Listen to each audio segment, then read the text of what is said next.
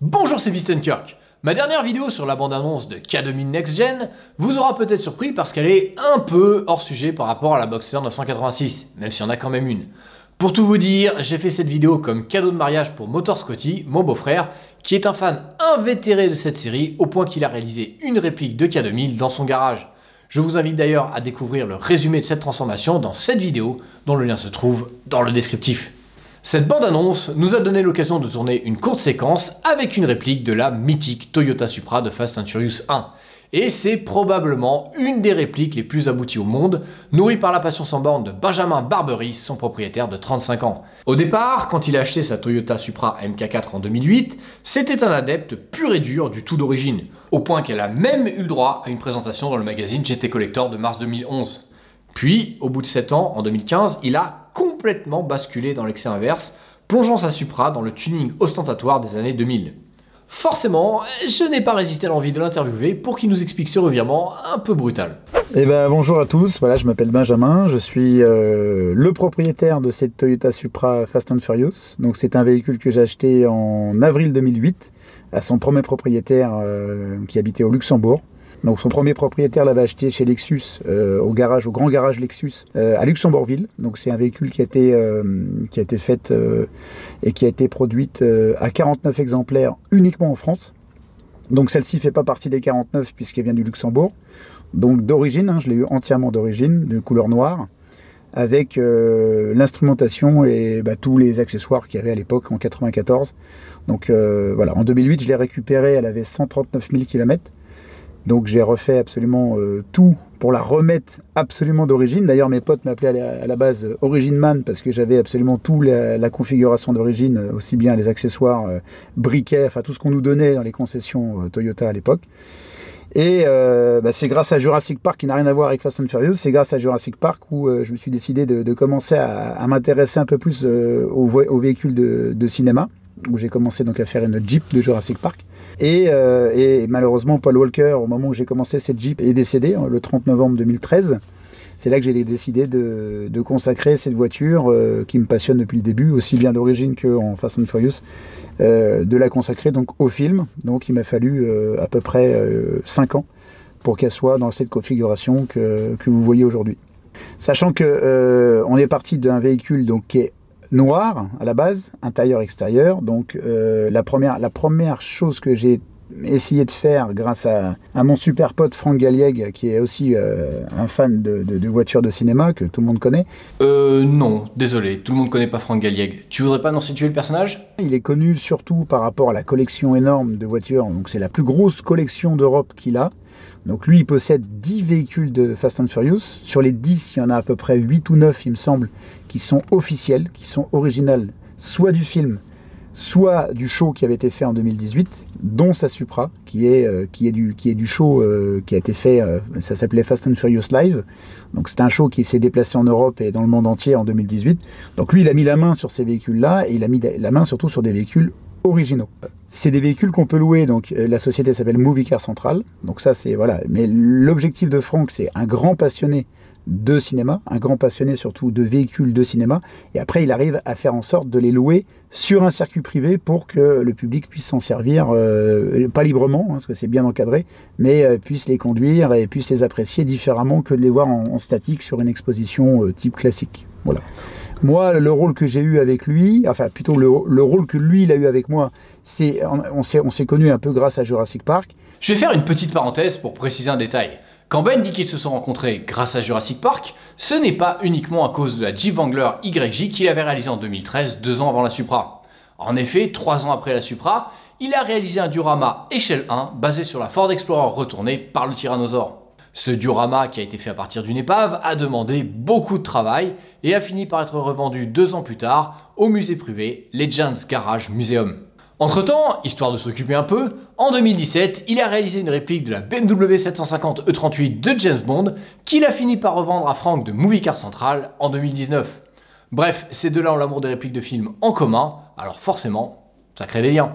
Il savait que j'avais une Supra, il savait que j'étais fan de Fast and Furious, donc quand j'ai connu Franck, je lui avais dit, voilà, j'ai ce projet de Fast and Furious, donc si jamais je trouve les jantes, est-ce que tu peux trouver une solution pour me les ramener, puisque de toute façon, il n'y avait qu'aux États-Unis que je pouvais les faire venir. En Europe, ça n'existait pas. La marque Art Racing n'existe absolument pas en Europe. Ça existait au Japon et ça a été exporté aux États-Unis. J'ai trouvé les jantes aux États-Unis et lui, grâce à ses relations, me les a fait rapatrier en France. Je dirais, ils ont eu un petit rôle dans le film, hein, mais voilà, ça c'est accessoire. C'était des jantes de cascade, c'est ça? C'était les jantes qui avaient été utilisées pour la partie cascade sur une des voitures de stunt. Ça c'est pour la partie, le commencement. Puis ensuite, une fois que j'ai eu les jantes en main, là j'ai commencé à aller chez le carrossier, donc il m'avait fait la Jeep juste avant. Et on a travaillé ensemble, donc la custom de base a été à peu près, ça a duré à peu près 13 mois pour la peindre telle qu'elle est là, en couleur orange. Donc c'est une couleur Lamborghini Gallardo, c'est les années 2000. Donc c'est un orange, on avait été chez Lamborghini pour vérifier le code couleur. Donc ça, c'était quand même quelque chose d'assez sympa, parce qu'on avait été d'ailleurs en concession et les mecs ne comprenaient absolument pas qu'est-ce qu'on foutait là, juste pour aller prendre un code couleur. Mais la concession était très sympa. D'ailleurs, j'étais en com avec eux après. Ce que Ben ne vous dit pas, c'est que cette voiture n'en est pas sa première peinture intégrale. En effet, quand il l'a acheté, la voiture avait déjà 14 ans. La peinture était donc un peu marquée par le temps et les rayures. Du coup, un an plus tard, il a fait intégralement repeindre dans le noir d'origine. Et là où il a été vache, c'est que 3 ans plus tard, il a utilisé le même carrossier pour la repeindre en orange. Alors, autant vous dire que sur le coup, le carrossier a moyennement apprécié qu'on lui demande de saloper son boulot. Donc il était fou, il m'a dit t'es un grand malade. Et effectivement, je suis un grand malade.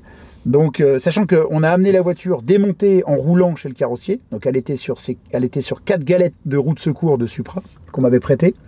Et c'est après que j'ai commencé à ramener les jantes, le kit carrosserie. Alors tout ce qui est la partie carrosserie vient d'Angleterre, contrairement aux autres pièces qui viennent des États-Unis. Le kit carrosserie Bomex, le pare-choc avant, les rajouts arrière, les bas de caisse, ça vient d'Angleterre. Donc ça c'est des choses qui se fabriquent encore aujourd'hui. C'est pas très difficile à trouver. L'aileron par contre, c'est une boîte qui s'appelle APR, qui est une société qui fait que de l'aileron. Et ce modèle-là n'existe plus. Donc j'avais demandé à ce qu'ils me le refassent. C'était à peu près 5 000 $ pour le refaire. Donc j'avais dit, on va se calmer. Hein. Et ils ont eu pitié de moi d'ailleurs chez APR. C'est qu'ils m'ont envoyé un mail avec un lien eBay. Et les Chinois ont copié en fait leur aileron. Mais il fallait quand même juste l'adapter pour que ça ressemble le plus possible à la version officielle. Donc l'aileron qui est derrière, c'est une réplique qui était faite par des Chinois du vrai APR. Puisque l'APR de toute façon est introuvable. Donc du coup c'est une copie. Voilà. Après, tout ce qui est partie, quand c'est connu en 2016, la partie extérieure était finie, elle venait juste d'être terminée. Donc il y avait les jantes, le kit carrosserie, les stickers qui ont été posés parce que l'artisanat français a quand même beaucoup travaillé sur cette voiture. Au total, j'ai compté 18 personnes et il y a à peu près 5 corps de métiers différents.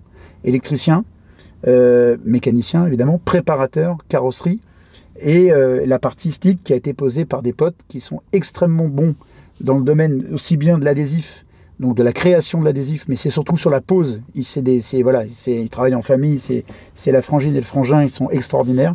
Et ils ont posé au micron près le stick, hein, le gros sticker qui a été fait. Ça a été fait par la boîte Modern Image. Donc c'est une personne qui est en Italie, qui travaillait pour Modern Image à l'époque où le film est sorti aux États-Unis.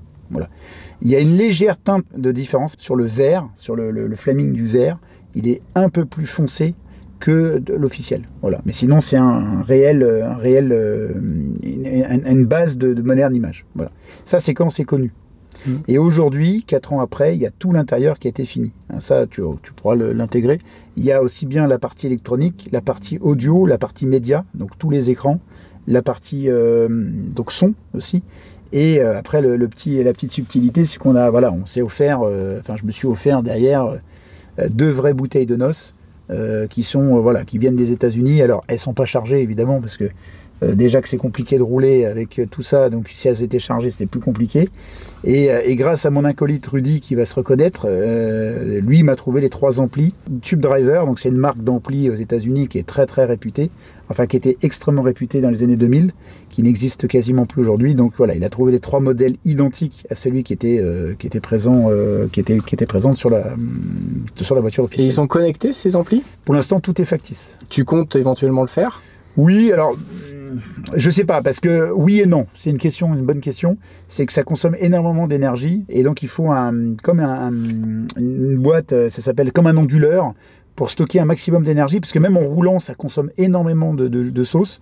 Et donc, du coup, je ne pense pas pouvoir les connecter. Ça va être un peu trop compliqué. Aujourd'hui, les amplis, ils font voilà, la taille d'un iPhone. Donc, tu as 2 amplis sous ton siège, Charlie, qui alimentent toutes les enceintes et qui font quasiment le même boulot que ces 3 amplis. Donc, ils vont être factices. En parlant de trucs factices, j'ai vu qu'il y avait un magnétoscope derrière. Est-ce qu'il fonctionne ou pas?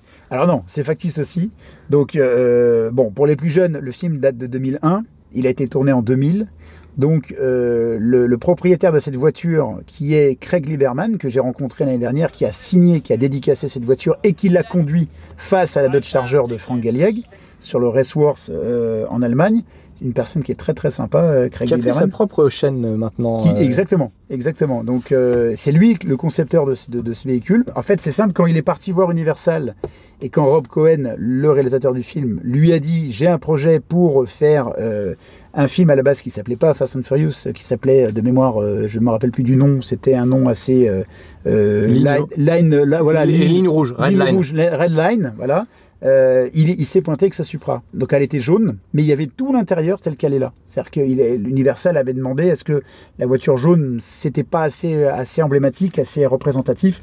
Donc ils ont demandé est-ce qu'ils changent la couleur et que la custom se fasse différemment. Mais donc effectivement, pour revenir à ce magnétoscope, à l'époque, il avait une caméra qui était fixée sur l'arceau, une caméra donc vidéo, qui n'enregistrait pas, il n'y avait pas de cassette dedans, et il enregistrait avec son magnétoscope Clarion. C'était pas celui-là, c'était un Clarion. C'est que du matos qui est fait que pour la partie camping-car, donc ça fonctionne en 12 volts. Et donc du coup, il enregistrait ces vidéos avec l'autoradio Clarion. Après, il a installé une caméra qui est différente, qui était une DV, hein, c'est des caméras des années 2000, c'était le début du numérique. Et donc du coup, après, il enregistrait. Donc il enregistrait en fait au moment où il tapait ses départs arrêtés. Puisque lui, il avait 750 chevaux, il avait la vraie préparation que moi j'ai en factice, il avait les bouteilles de neuf, enfin, tout était vraiment parfaitement fonctionnel. En parlant de préparation, tu as dit que dans les corps de métier, il y avait des préparateurs. Est-ce que le moteur est d'origine ou pas? Alors, le moteur est 100% d'origine, donc c'est un véhicule qui a été entretenu exclusivement chez le concessionnaire Toyota, donc le constructeur la connaît parfaitement. On a eu quelques petites difficultés en 2016, une fois que la partie extérieure avait été finie. Comme elle est restée longtemps sans rouler, il y a eu un petit souci au niveau du radiateur d'eau. Le radiateur d'eau s'est bouché et j'ai commencé à créer donc un joint de culasse défectueux parce que je l'ai fait gonfler comme la voiture a chauffé.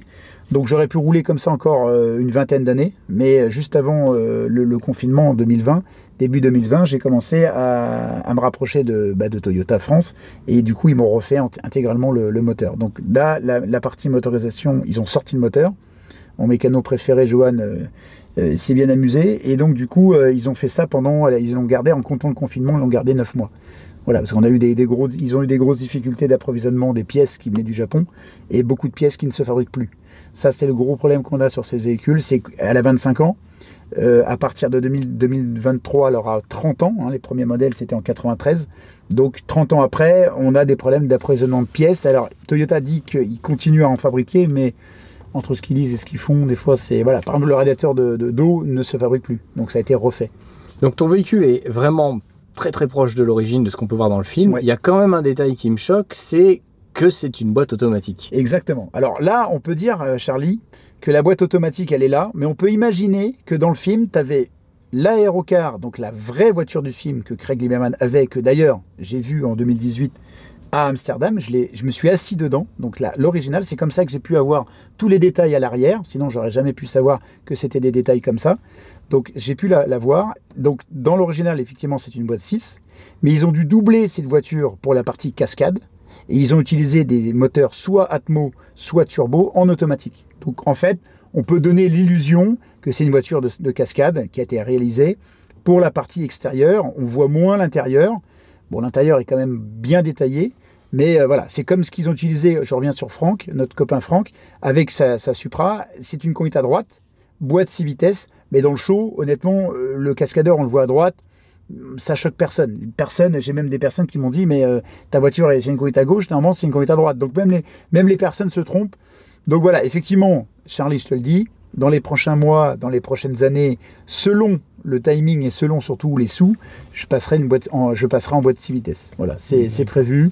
Ça sera la dernière petite cerise sur le gâteau, pour qu'elle soit identique au film. Et tu fais quoi de cette voiture? Tu t'en sers au quotidien? Comment ça se passe? Alors non, c'est bien là le problème, c'est que elle est à 11 cm du sol à l'avant. Bon, elle est largement représentative, donc à chaque fois qu'on sort, évidemment, c'est l'émeute, hein, tu vois, c'est assez compliqué de rester discret. Donc je la sors uniquement pour quelques rassemblements entre amis, entre potes. Je la sors pour les rassemblements officiels, pour ça s'appelle le rassemblement des véhicules de cinéma et de télévision européens. Donc ça se fait une fois dans l'année du côté de soit de Saint-Dizier en Haute-Marne, soit sinon à côté de Mâcon à Cluny. Donc voilà, on sort tous les propriétaires sur leur véhicule de cinéma, donc ça passe de la DeLorean en passant par tous les véhicules les plus connus du cinéma, dont cette voiture. Donc ça fait partie des choses qu'on fait ensemble. On sort entre amis, hein, le dimanche évidemment c'est la petite sortie, mais ça reste très très rare. Après je la mets à disposition pour des clips vidéo essentiellement, et après pour Universal. Universal nous la réclame pour la partie marketing, donc soit la sortie du film, soit les sorties d'objets ou comme des jouets. Voilà, les jouets officiels faits par Mattel, elle a participé à la sortie des jouets. Et donc, tu as un usage commercial de cette voiture. Est-ce que n'importe qui peut te la louer? Il fait comment? N'importe qui. Il suffit juste de me contacter. Il y a une période où on faisait des baptêmes, c'est-à-dire qu'à aucun moment je peux faire conduire la voiture, hein, pour des raisons d'assurance évidentes. Je faisais des baptêmes sur route ouverte. Généralement, c'est pas autorisé de le faire, puisqu'il faut avoir une licence, enfin, c'est assez compliqué en France. Donc maintenant, c'est plus de la décoration pour des événements, tout ce qui est anniversaire.